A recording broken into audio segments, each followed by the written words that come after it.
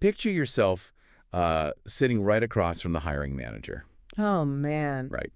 The room is just dead quiet. The tension is incredibly high.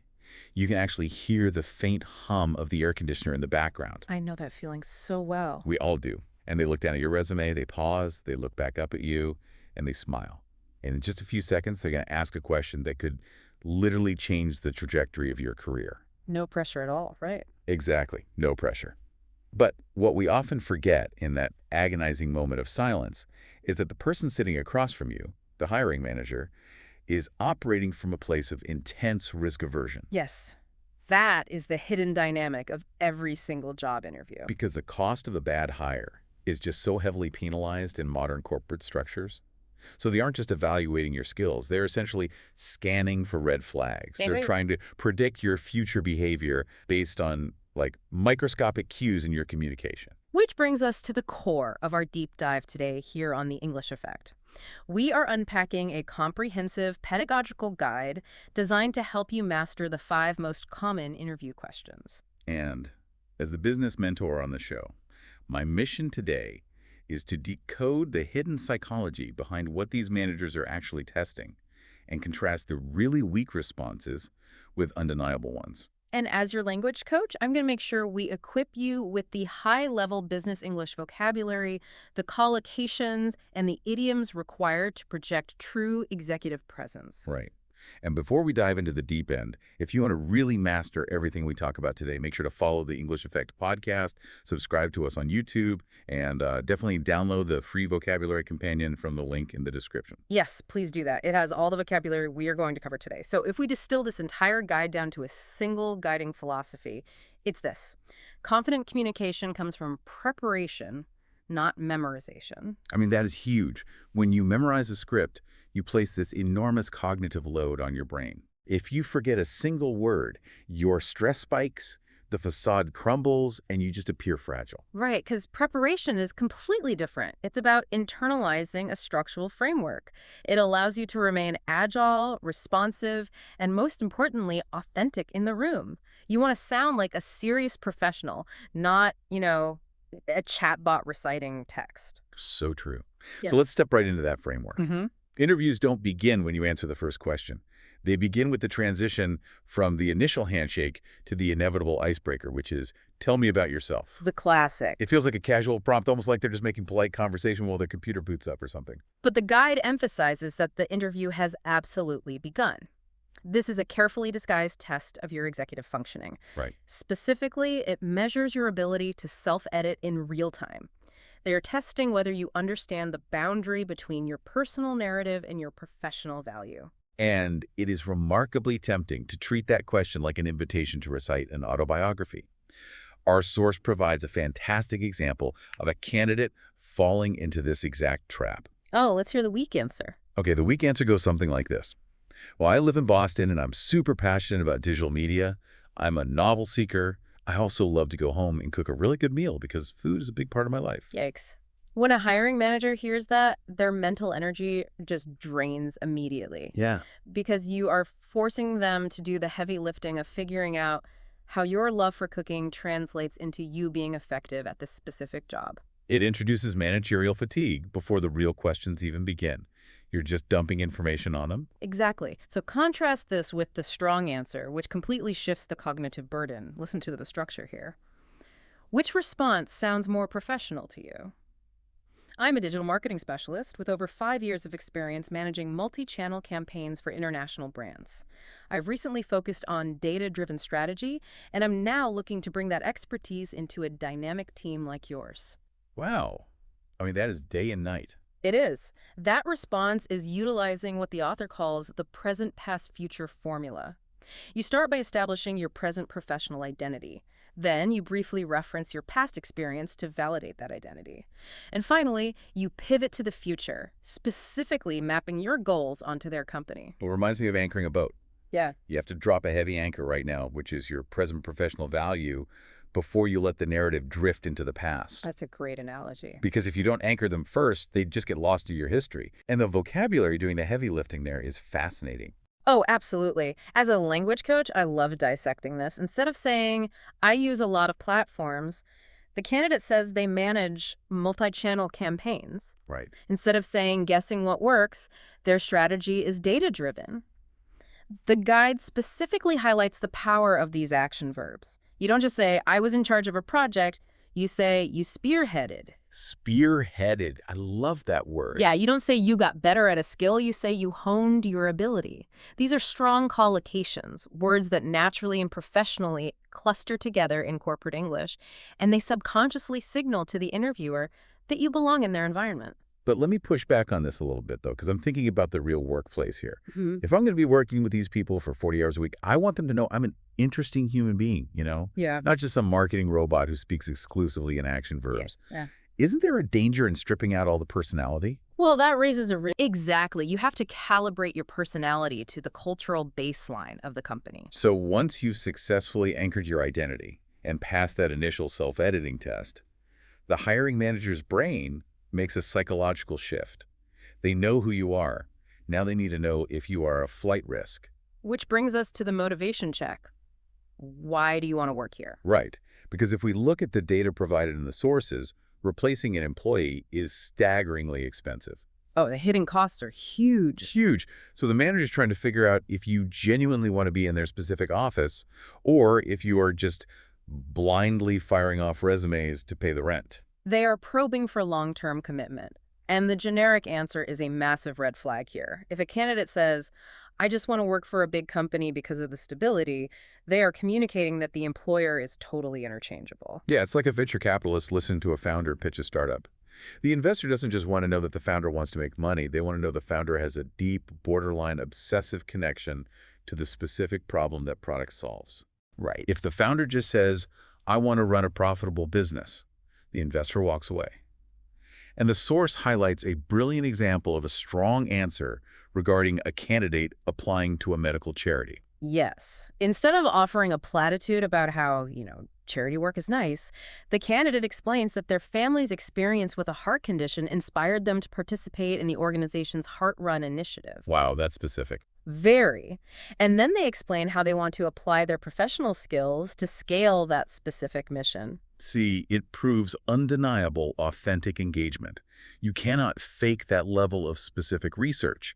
It triggers a sense of trust in the interviewer because the motivation is intrinsic, not just financial. And the vocabulary we use to express that intrinsic motivation is key here.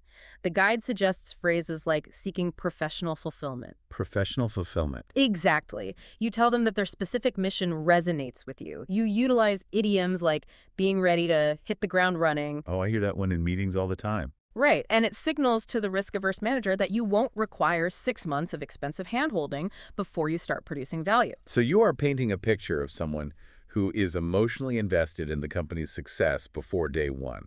And once you establish that mutual interest, the interview shifts again, usually into the hardest business reality of the conversation. The stakes peak with the heavy hitter, which is, why should we hire you? This is where the mental math becomes completely ruthless. The interviewer is secretly calculating 2 specific metrics in their head. What are they? The first is your exact return on investment, or ROI. Are you going to bring in more value than you cost in salary? And the second? The second is your unique value proposition, your UVP. What do you offer that the 10 other candidates waiting in the lobby do not?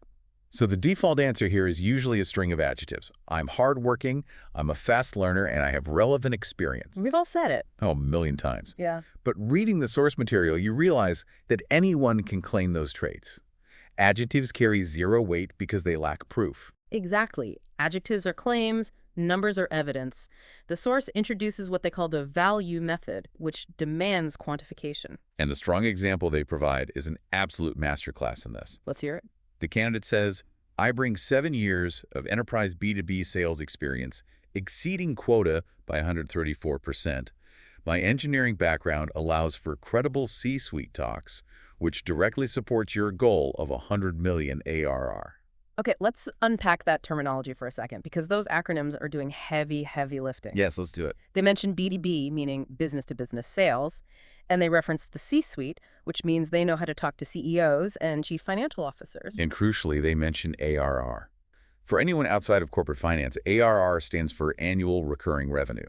It is the golden metric for subscription businesses. Right. By tying their personal success to the company's specific ARR goal, the candidate moves from being an applicant to being a strategic partner. You are offering a quantifiable solution to their specific pain point. But, I think it's important to note how this translates outside of a sales context. Yeah, I was actually just going to ask you about that because it's easy to draw percentages if you have a sales quota. But what if you don't? How do you quantify your value if you are in human resources or graphic design or IT? It's a great question. Every single role in a company affects a metric, whether it is revenue generation, cost reduction, or time efficiency. Okay. The guide gives a highly illustrative example of a software engineer. Instead of saying, I write clean code, the strong candidate says, I re-architected a data pipeline to reduce data latency by 60%. Wow. Or an HR professional might cite reducing employee turnover by 15% or cutting the onboarding timeline from 4 weeks down to 2. The mechanism here is translating daily tasks into undeniable business value. You have to find the numbers that prove your impact. Yes. And we must revisit the cross-cultural lens here, too. While the U.S. expects candidates to boldly and directly state these metrics to sell their ROI, the guide points out that in places like Japan, direct negotiation and overt self-promotion are often culturally discordant. Interesting. So how do they handle it? In those business environments, highlighting these metrics is handled much more subtly, and the aggressive quantification is usually facilitated through third-party recruiters rather than direct boasting in the room. That is a crucial nuance depending on where you are building your career. Okay, so now, assuming you've proven your high-level ROI, the hiring manager usually wants to see how that value proposition operates on a granular level. Right. They want to know what happens on a random Tuesday afternoon when a project goes completely off the rails. That is what they are actually asking when they say, what are your greatest strengths? They are looking for a modern blend of competencies. The contemporary workplace requires technical skills like, AI literacy or data analysis, fused with human-centric emotional intelligence. They want to see how you stabilize a team in moments of friction. Which exposes why the most common cliché answer is so ineffective.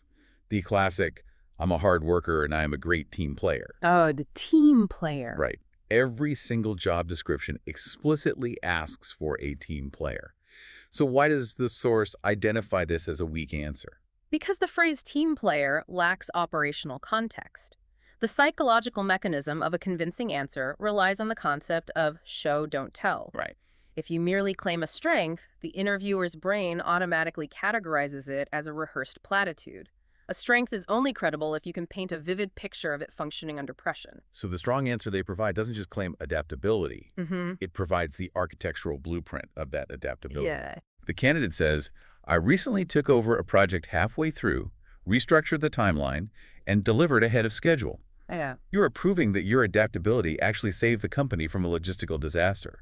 And again, let's look at the vocabulary elevating the response. Instead of saying, I worked with a lot of different departments, the candidate states they excel at cross-functional collaboration. Cross-functional collaboration. That sounds so much more executive. Doesn't it? Instead of saying the project turned out well, they highlight their ability to deliver measurable outcomes.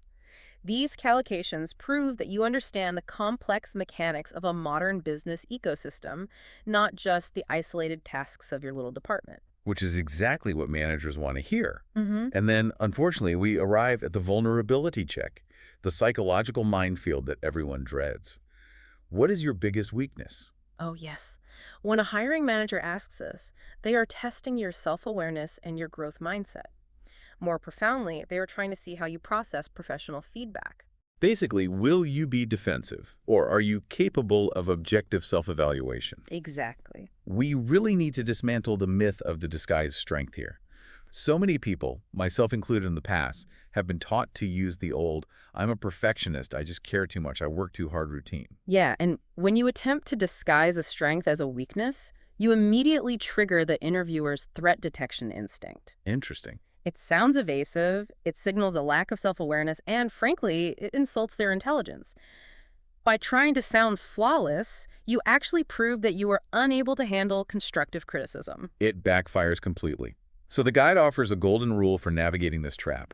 Choose a weakness that is genuine, but not vital to the core functions of the role. Yes. If you are interviewing for an accounting position, you cannot say that you struggle with attention to detail. Yeah, that's a fatal flaw for the job. Right. But if you are applying for a mid-level leadership role, you can utilize a very specific communicative formula. Weakness, followed by action, followed by progress. The source gives a brilliant example of a new manager navigating this. Here's a coaching challenge for you listening. What would you say? Well, here's how the strong candidate handles it. They say, earlier in my career, I struggled with delegating tasks because I was used to doing everything myself.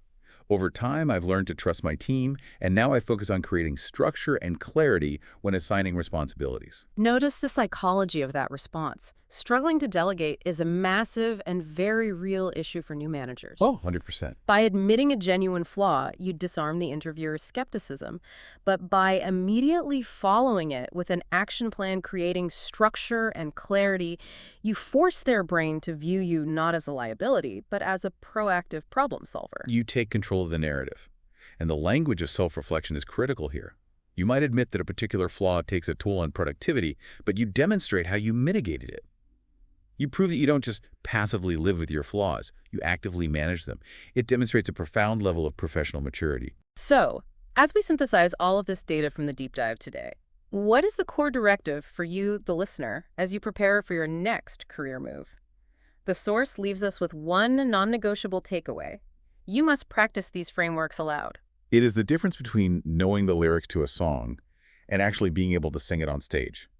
Reading these answers silently is a completely different neurological process than letting your mouth form the actual English words. Yes. The transition from internal thought to external speech is where cognitive friction occurs. When you speak aloud, you are literally building motor pathways in your brain. So true. When you say the words spearheaded, cross-functional collaboration, or professional fulfillment out loud in your living room 20 times, you develop muscle memory for that high-level vocabulary. So that when you are sitting in that quiet, high-stakes room, the words don't feel foreign in your mouth. They flow with natural executive authority. Preparation creates the framework. Spoken practice creates the confidence. And that confidence is what ultimately overcomes the hiring manager's risk aversion. Confidence isn't something you just feel. It's something you prepare. Which leaves us with a final, slightly provocative thought to mull over. We've spent this entire deep dive optimizing the human element of the interview. Right. But as our corporate environments become increasingly saturated with artificial intelligence, and as candidates inevitably begin using AI tools to script flawlessly optimized, keyword-perfect interview answers. Oh, which they already are. Exactly. How will the very nature of the interview evolve? If every single candidate walks into the room sounding perfectly polished and utilizing flawless executive presence, will that polish start to seem a little robotic? That's a great point. And in a sea of synthesized perfection, will a candidate's raw, unpolished, unpredictable honesty suddenly become the ultimate premium trait that employers are desperately searching for? It is a fascinating paradox. The more we optimize for perfection, the more valuable authentic imperfection might become. It's definitely something to keep in mind the next time you find yourself sitting across that table. Build your framework, practice your vocabulary, but never completely engineer the humanity out of your answers. Well said. And don't forget to follow the podcast, subscribe to The English Effect on YouTube, and download that free vocabulary companion. And share this with colleagues and friends who might have a big interview coming up. Until next time, keep preparing, keep speaking out loud, and we will see you on the next deep dive.